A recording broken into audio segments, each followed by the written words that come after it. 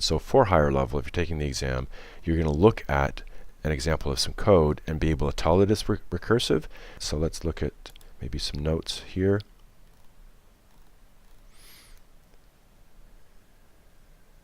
Okay, and so if I were to ask you, even though we're only 15 minutes into the most complex part of the HL curriculum, if I said this method, traverse in order helper, whatever that is, if I said that this method, which is right here, is a recursive method, how would you know? Could you tell me that? How would you know that this is a recursive method? It calls for itself inside of itself. Exactly.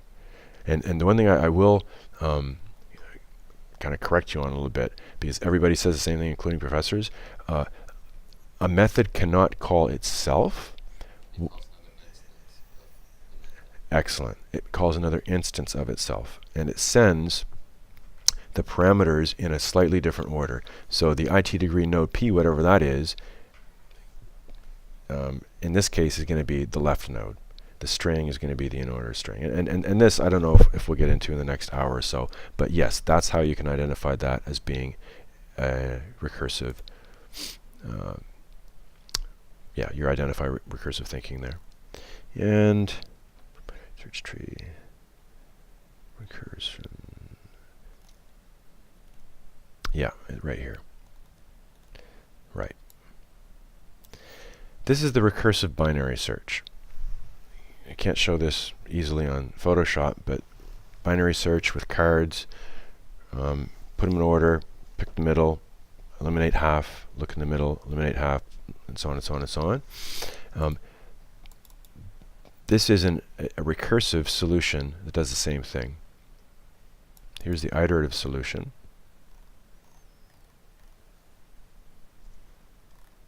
See if that rings a bell. And so the recursive solution is as follows.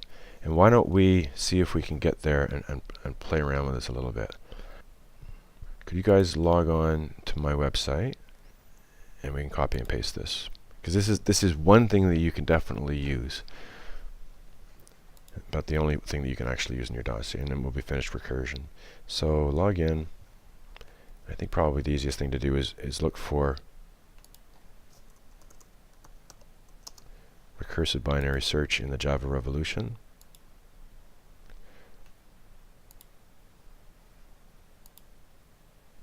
It's 2070. I'm sure it's linked. If I weren't recording this live, I'm sure it's linked. And if you take your time, you'll be able to find your way through the new curriculum to this. But if you go to 2070,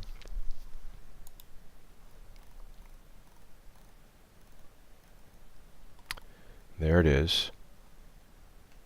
So why don't you take it? This is going to be hard because it's got numbers, but it won't be too bad. So copy that.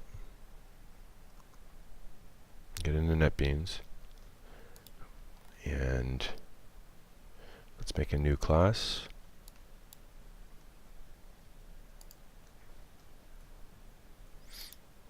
We'll call it for recursion in dossier.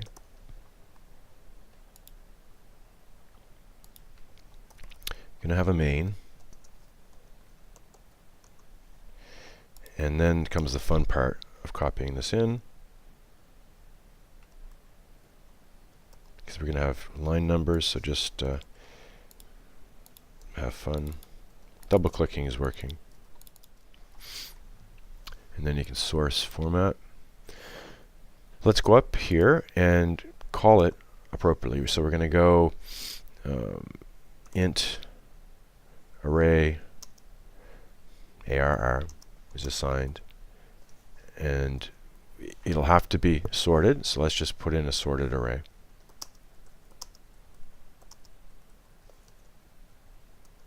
Of 6 or 7 should do.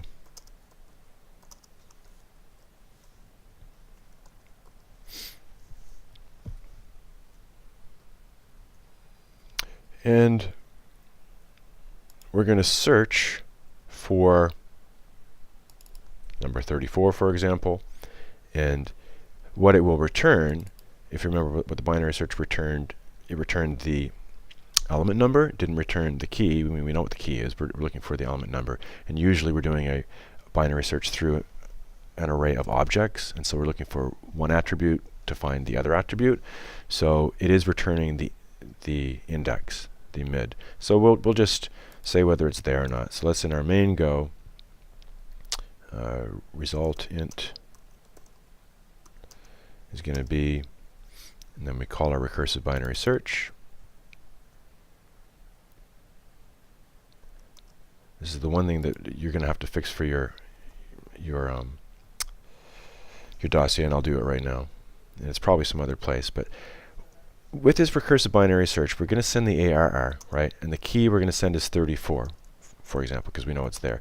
And then the low and the high, I mean, the low and the high are going to be 0, and the array.length minus 1, array.length minus 1. And that's kind of sloppy, isn't it? We wouldn't want to do a binary search and send the array what we're looking for, and 0, and array length minus 1. That's just dumb, isn't it? So the one thing that you should do if you're going to throw this in your dossier, recursive binary search, is have a helper. And we'll do it live right now, and you can use this, and you'll understand why. We're going to have this, we're going to call this recursive binary search part 2. Okay, and we're going to have another one just to get it kick-started. Private static int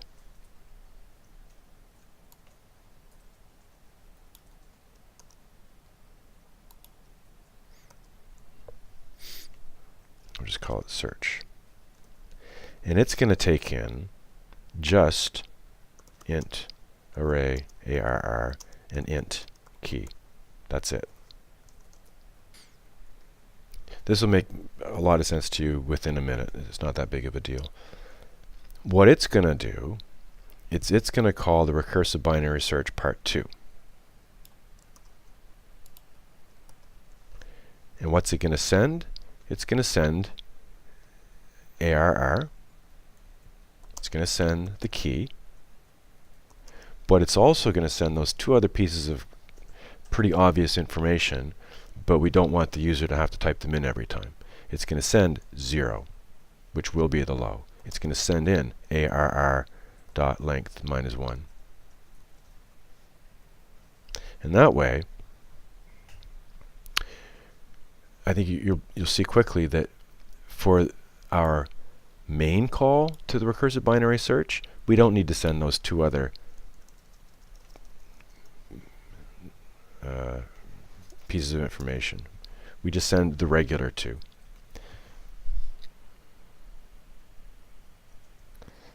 A couple of things we'll have to fix up, but we'll do that right now. One is down here, this is no longer recursive binary search. This is part 2. It's calling itself, or calling instances of itself.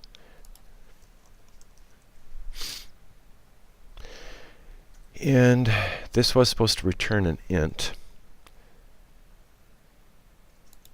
I hope this works. Return.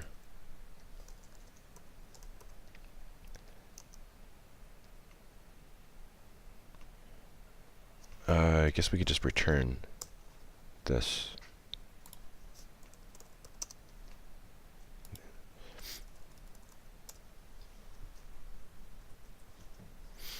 So what's going to happen here is we're nice and cleanly just sending the two pieces of information which you would think would be most obvious. We're sending the array, we're sending what we're looking for. And through this call to kind of the helper method, we're getting it kick-started with 0 and the last thing, the high. But then from that point on, those low and highs are going to change. And this is where, if we had more time, we get up to the board and blah, blah, blah. But it works kind of the same way as the recursive, only instead of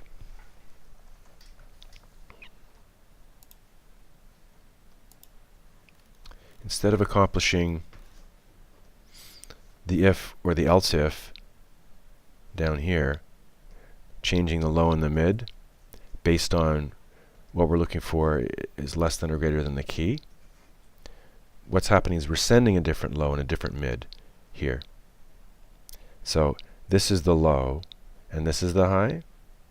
So if where we're at is less than the key, the high stays the high, but the low becomes the mid plus 1. Otherwise, if where we're at is greater than the key, we need to look at the left-hand side of it, so the low remains low, and the high becomes mid minus 1. And that is the secret, doing this in a condensed version. That's the secret of recursion. How it works is that you tend to send either different parameters or in a different order. And in this case, you might ask, well, why couldn't we just use the regular iterative solution? Because if you count out the number of lines here and the number of lines here, they're basically the same. And frankly, the honest truth, this is a weird place to end, but it is the place to end. This is actually less efficient. And it doesn't read any better. This is as easy to understand as this is. So why do we use recursive binary search? It's an instructive thing. It's one of the first ways that you can actually use recursion and show that you understand how it works. But you wouldn't want to do this if you needed to be efficient, because if you think about it, every time we do a recursive call, we're calling a whole other instance of this. And so if we were searching through a million things, we would have 20 of these recursive binary search part 2 instances in memory at the worst time, and that's kind of silly. But there are other situations like the towers of Hanoi and fractals and so on where there is no other solution, and the recursive solution is both elegant and it does work.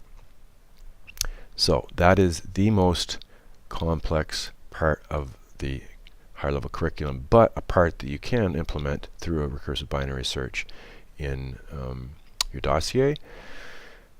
I won't do this right now, and this is something better done on paper anyway, but here's some examples of how you trace recursion.